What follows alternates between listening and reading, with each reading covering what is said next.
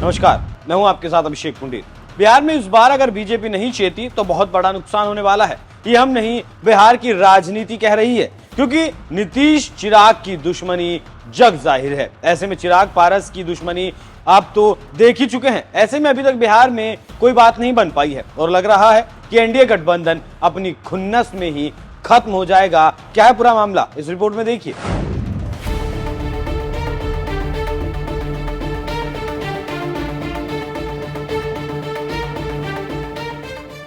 बिहार में अपने सहयोगियों के साथ 39 सीट जीतने वाली बीजेपी को इस बार अपने ही सहयोगियों की वजह से भारी नुकसान उठाना पड़ सकता है, क्योंकि जब से नीतीश कुमार पाला बदलने के बाद फिर से बीजेपी के साथ आए हैं, तभी से बीजेपी के सहयोगी नाराज हैं और सहयोगियों का कहना है कि आपने बीजेपी से हाथ क्यों मिलाया। बस इसी बात से नाराजगी जारी है। इसके साथ ही साथ सर्वे बता रहे हैं कि नीतीश के साथ आने से बीजेपी को कोई बहुत बड़ा फायदा नहीं होने वाला। ऊपर से सीटों को लेकर चिराग पारस आपस में भिड़े हैं, तो दूसरी तरफ नीतीश कुमार से हाथ मिलाने पर चिराग पासवान नाराज हैं। ये वैसे ही है जो विधानसभा चुनाव में नारा बना था कि मोदी तुझसे बैर नहीं, खट्टर तेरी खैर नहीं।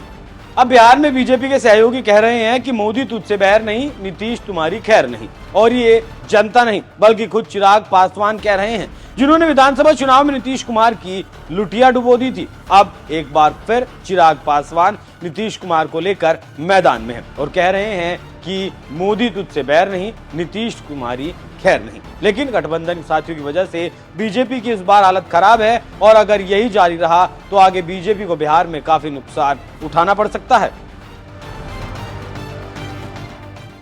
बात दरअसल ये इसलिए कही जा रही है कि चिराग पासवान गुट ने वैशाली लोकसभा क्षेत्र में पहली चुनावी रैली की है। इस रैली में पहली बार लोगों की भीड़ ने सबको चौंका दिया और तेजस्वी के बाद चिराग अपने इम्तिहान में फर्स्ट क्लास के साथ पास हुए। इसी रैली को संबोधित करते हुए और बिना नाम लिए नीतीश कुमार को चिराग ने टारगेट किया और इसी तरह विधानसभा चुनावों में नीतीश कुमार के खिलाफ अभियान चलाकर चिराग ने उन्हें कमजोर कर दिया। अब वही चिराग पासवान लोकसभा चुनाव में नीतीश कुमार को कमजोर करने की कहानी शुरू कर चुके हैं और अगर चिराग इस पर काम करते हैं तो इससे एनडीए गठबंधन ही कमजोर होगा, ना कि मोदी। और अगर नीतीश कमजोर होंगे तो मोदी भी कमजोर होंगे और अगर मोदी के सहयोगी मोदी के सामने अपने सहयोगियों से लड़ेंगे तो फिर 400 प्लस का सपना तो दूर की बात, बहुमत लाना भी मुश्किल लगता है। इसके साथ ही साथ तेजस्वी ने इस बार दिखा दिया कि हम 2024 को ऐसे नहीं छोड़ने वाले हैं और सर्वे भी कह रहे हैं कि इस बार बीजेपी को